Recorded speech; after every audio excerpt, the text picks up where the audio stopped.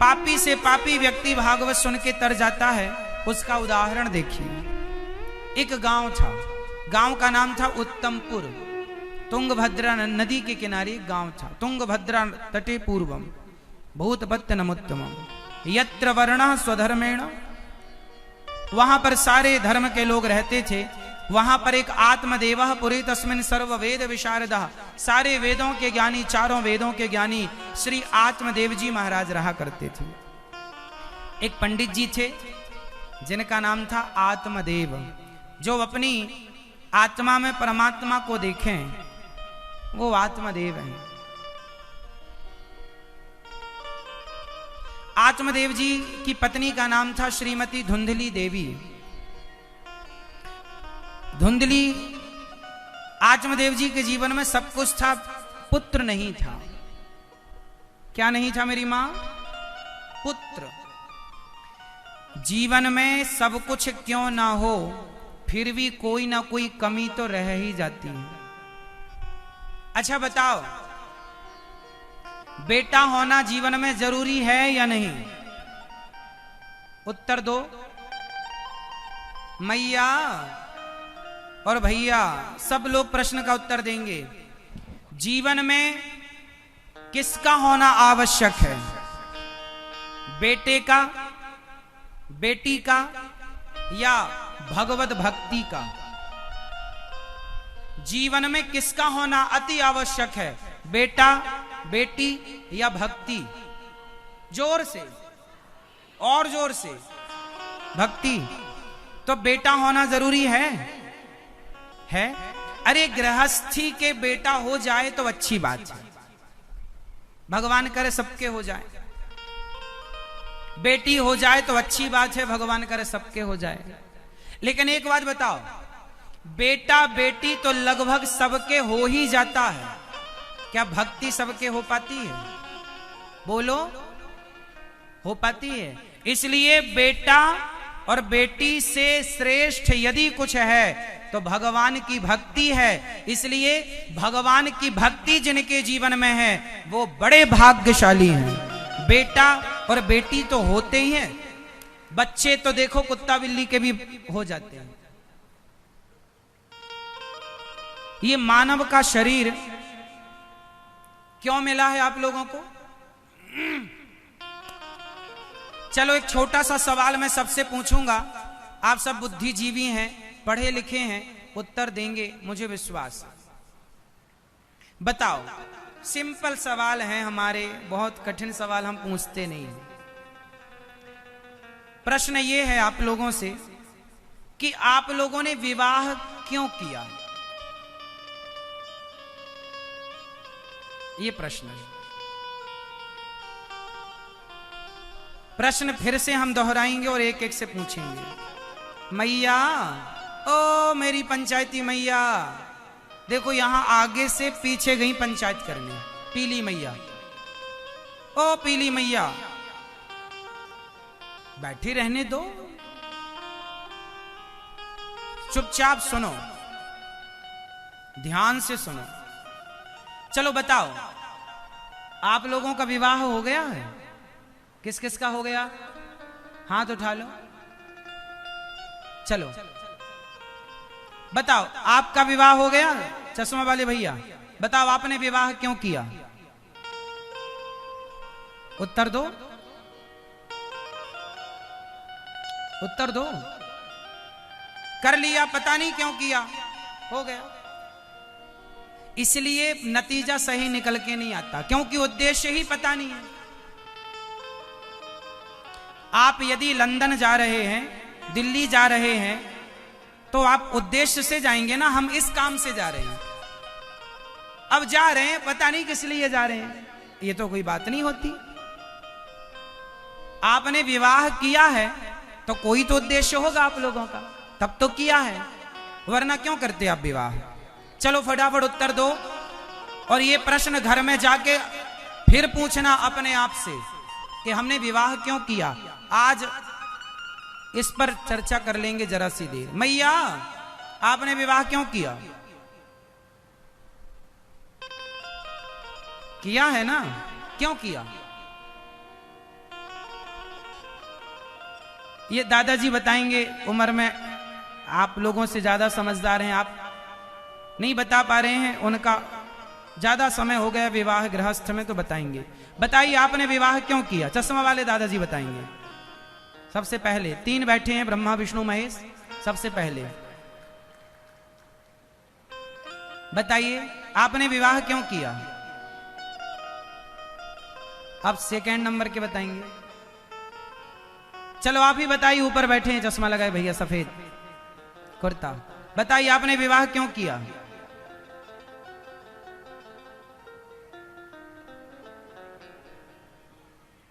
संतान के लिए, संतान उत्पत्ति के लिए विवाह किया। संतान उत्पत्ति के लिए विवाह। कुत्ता बिल्ली तो विवाह भी नहीं करते, उनके तो होते ही हैं।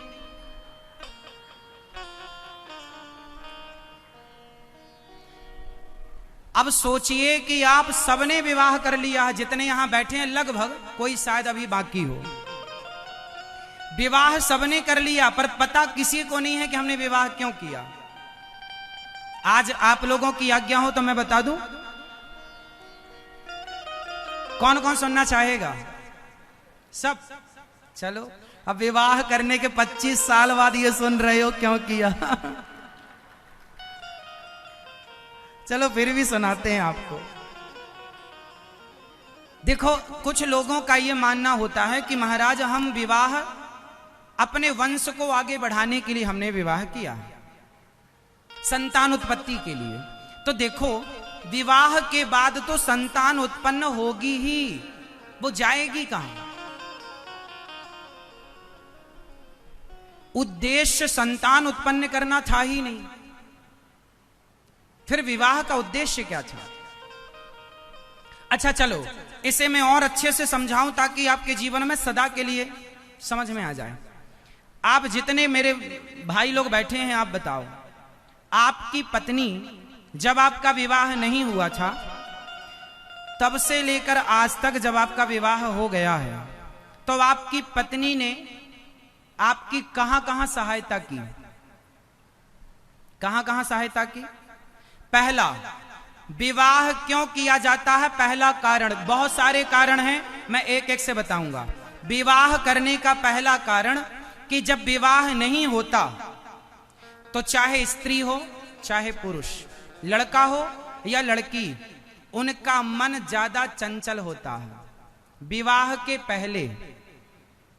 फिर क्या होता है, यदि आप संत नहीं हैं, यदि आप आध्यात्म से नहीं जुड़े और यदि आपकी शादी नहीं हो रही है, तो आप ये देखेंगे कि अधिकांश स्त्री हो, लड़की हो या लड़का हो, यदि आपने समय पर विवाह नहीं किया तो वो,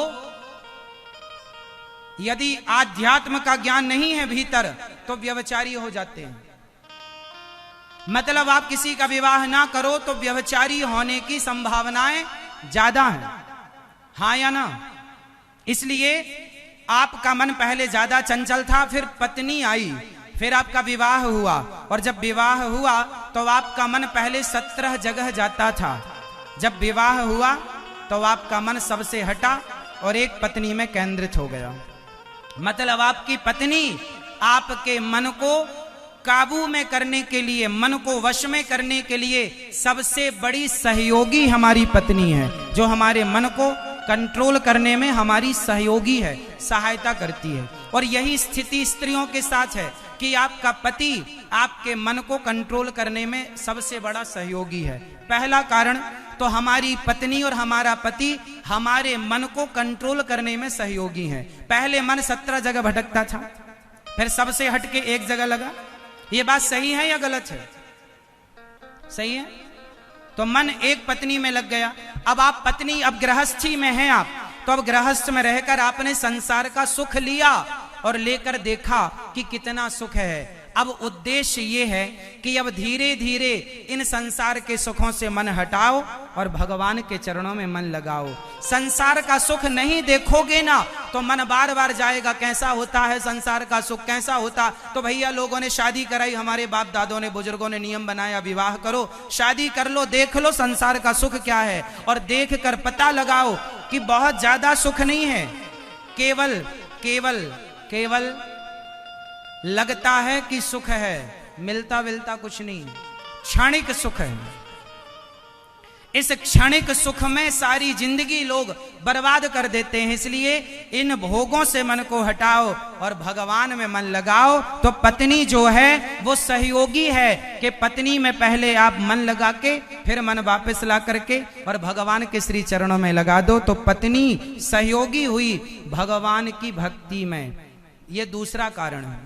तीसरा कारण, यदि आपका विवाह ना हो तो हमारे भारत में जो यज्ञ होते हैं, हमारे वेद जो यज्ञ करने का नियम बताते हैं, विधान बताते हैं, यदि विवाह आपका नहीं हुआ और आप यदि संत नहीं हैं तो फिर आपको यज्ञ में बैठने की अनुमति नहीं होगी।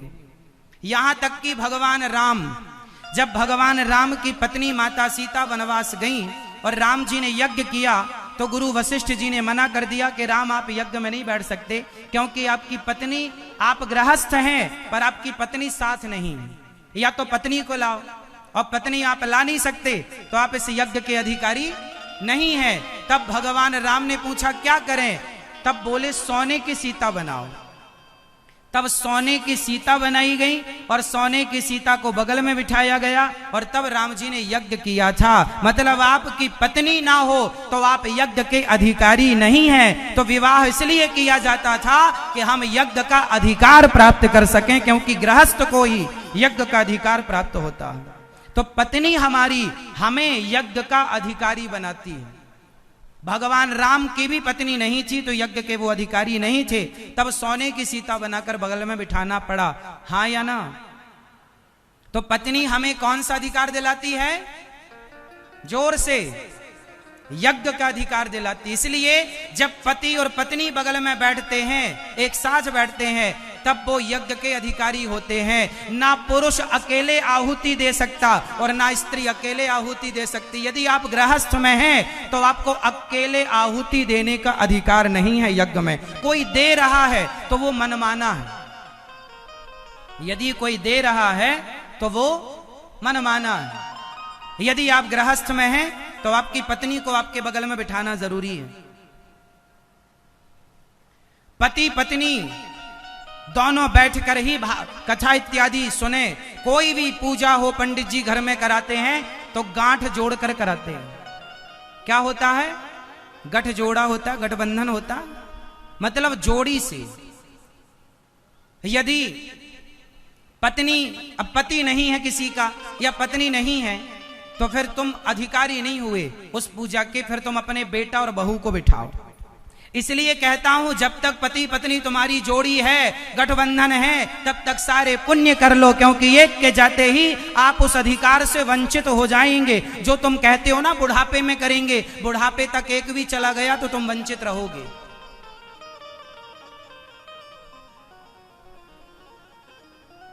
इसलिए पत्नी हमारी हमें किसका अधिकार देती है? तो भगवान की प्राप्ति में, यज्ञ के विधान में हमारी पत्नी हमारी सहयोगी है। इसलिए विवाह किया जाता था। पहले के ऋषि मुनि विवाह करते थे ताकि हमें वशिष्ठ जी को विवाह करने की क्या जरूरत थी, लेकिन उन्होंने माता अरुंधति से विवाह किया, क्योंकि यज्ञ में हमें प्रवेश ही नहीं मिलेगा बिना गृहस्थी के। इसलिए पहले के ऋषि मुनि भी विवाह करते थे, और जो विवाह नहीं करते थे वो उन यज्ञों से दूर रहते थे, वो उस प्रकार के यज्ञ नहीं करते थे। इसलिए विवाह। अब आप कहेंगे महाराज जी वंश, अरे वंश तो चलेगा, शादी विवाह करोगे तो बच्चे तो होंगे। अच्छा एक बात बताओ, जब किसान खेत में गेहूं बोता है तो उसे फ्री में एक चीज मिलती है, बताओ क्या? जब किसान खेत में गेहूं बोता है, आपके यहां पर गेहूं की फसल होती है? होती है? नहीं होती। चावल होता होगा, चावल होता है ना। चलो चावल से बात करते हैं। जब चावल बोए जाते हैं तो चावल बोने के बाद किसान को एक चीज फ्री में मिलती है, बताओ क्या? क्या? गेहूं बोने वाले किसान को फ्री में एक चीज मिलती है, वो गेहूं का भूसा, भूस। वो चावल बोने के बाद वो प्यार मिलता है, फ्री में मिलता, उसके लिए किसान को प्रयास ज्यादा नहीं करना पड़ता। जैसे किसान खेत में गेहूं बोया है तो गेहूं के बदले गेहूं तो मिलेगी, पर उसे भूसा फ्री में मिलता है।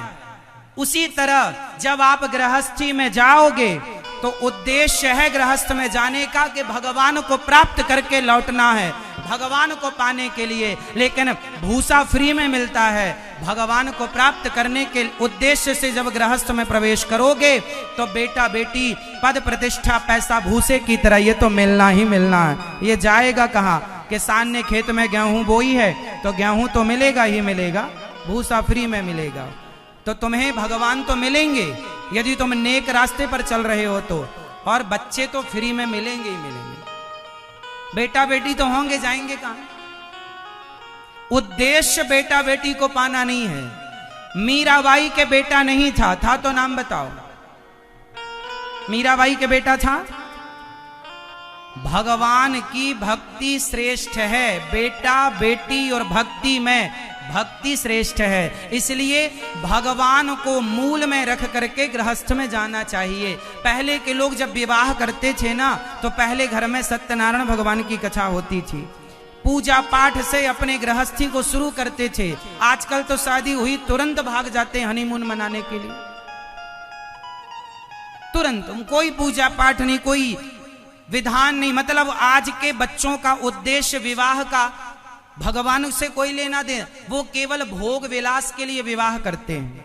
आजकल जो उद्देश्य है लोगों का वो केवल भोग विलास की पूर्ति के लिए लोग विवाह करते हैं। इसीलिए भोगी विलासी बच्चे पैदा हो रहे हैं। पहले भगवान को प्राप्त करने के उद्देश्य से विवाह होते थे तो घर में ध्रुव और प्रहलाद जैसी संतान हुआ करती थी, स्वामी विवेकानंद और झांसी की रानी जैसी बेटियां हुआ करती थी, मीराबाई जैसी बेटियां पैदा हुआ करती थी, भगवत भक्त। आजकल का उद्देश्य गलत है। तो चलो बताओ, विवाह क्यों किया था आप लोगों ने? आप लोगों के विवाह का उद्देश्य क्या है? भगवत प्राप्ति। हमारी पत्नी और हमारा पति दोनों लोग बैठो भगवान के मंदिर में और कीर्तन करो, श्री कृष्ण गोविंद हरे मुरारी हे नाथ नारायण वासुदेव। कीर्तन करो, पति पत्नी सहयोगी है कीर्तन में, भगवान के चिंतन में खूब कीर्तन करो। पति पत्नी मिलकर, दादा दादी मिलकर, बेटा बेटी मिलकर और भगवान की खूब भक्ति करो। जिस मैंने यहां ये तो देखा, आज सवेरे सवेरे यहां प्रभात फेरी लग रही थी जहां हम रुके हुए हैं। रोज लगती है कि आज ही लगी थी? रोज लगती है। ये अच्छी बात है कि हैदराबाद की पावन धरा पर यहाँ के लोग रोज प्रभात फेरी निकालते हैं। और मैंने कुछ घरों से भी मैंने कीर्तन की आवाज आज सवेरे सवेरे सुनी। जहां हम रुके हुए हैं वहां के बगल के घरों में कहीं कहीं से सवेरे हमें कीर्तन की आवाज सुनाई पड़ी। इसका मतलब हमें ठीक समझ में आया कि यहाँ के लोग पूर्ण रूप से भगवत भक्त हैं, यहाँ कोई कमी नहीं है। बस थोड़ा जो कमी है उसे और पूरा कीजिए। और दोनों पति पत्नी मिलकर घर में आधा घंटा कीर्तन कीजिए। कलयुग केवल नाम आधारा, सुमरि सुमरि नर उतरहि पारा। इस कलयुग में केवल भगवान का नाम ही है। खूब नाम जपो और काम करो, नाम जपते रहो, काम करते रहो, मन से गोविंद गोपाल गाते रहो। तो खूब भगवान का नाम जपो। और बेटा बेटी दे दें भगवान तो रखो, लेकिन उदास ना हुआ करो कि बेटा नहीं है तो रोने लग गए, बेटा नहीं है तो परेशान होने लग गए। नहीं है तो कोई बात नहीं, जैसे भगवान की इच्छा। ठाकुर जी जैसे फूलों में रखें, चाहे हम भगवान के हो जाएं, चाहे भगवान जैसे रखें। हाँ मेरी मां, तेरे फूलों से भी प्यार और तेरे कांटों से भी प्यार। हर समय भगवान का स्मरण बनाए रखो। भगवान जो दें, 56 भोग दें तो 56 भोग खाओ, और नमक रोटी दें तो नमक रोटी खाओ, पर भगवान को ना भूलो। एक बार मेरे संग बोलो, हे नाथ मैं आपको कभी भूलू नहीं। हे श्रीमन नारायण, हे श्याम सुंदर, हे करुणा निधान, हे रघुनंदन, मैं आपको कभी भूलू नहीं। सदा भगवान का स्मरण बनाए रखिए, खूब काम करिए, खूब पैसा कमाइए, खूब नाम कमाइए, खूब इज्जत कमाइए, पर सब कुछ करते हुए ये याद रखिए कि हम भगवान के हैं और भगवान हमारे हैं बस। हे नाथ मैं आपको कभी भूलूं नहीं। तो कितने लोग आज से ये कहेंगे हमेशा, हे नाथ मैं आपको कभी। एक चीज और कहा करो, एक बात और मेरे संग बोलो और रोज कहा करो, हे नाथ मैं जैसा हूं, मैं जैसी हूं आपकी हूं। हे प्रभु हम जैसे हैं आपके। एक बार कहो, हे प्रभु, हे नाथ हम जैसे हैं आपके हैं। हे नाथ, हे श्रीमन नारायण, हे श्री रंगनाथ भगवान, हे बिहारी जी, हे राधा रमण जी, हे जगन्नाथ जी, हे विठलनाथ जी, हम जैसे हैं आपके हैं। रोज अपने आप को समर्पित कर दीजिए, समर्पण कर दीजिए, सब हम आपके हैं। बेटा दे दें तो खुश रहो, ना दें तो खुश रहो।